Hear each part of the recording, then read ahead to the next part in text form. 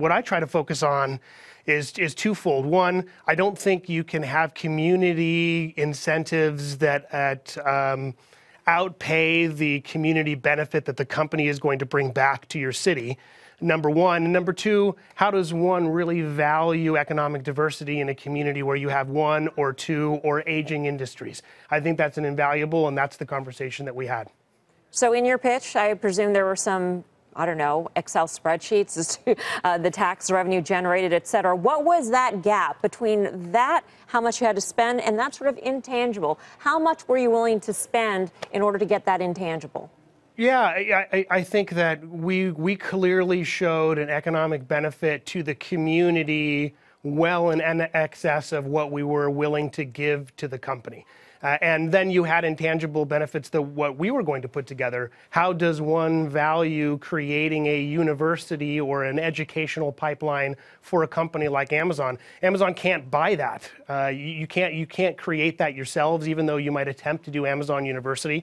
Where we and other communities decided we will create that pipeline of education for workforce for you in perpetuity, so you will always have a workforce that you need in order to be successful. They can't value that either in dollars. So it was a mutual, how do we value this and where do we come to the conclusion and how that did you value it? How did you value it? What was your offer anywhere close to what New York or Arlington offered?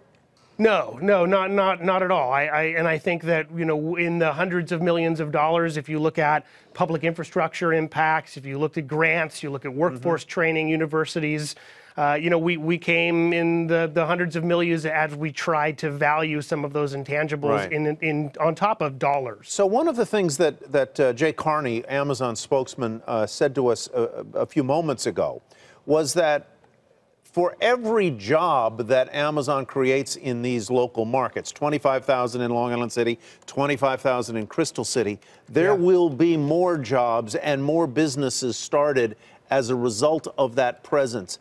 What does your modeling show actually happens when a big new employer comes in at that scale? What is the sort of velocity of money and job creation through the system like?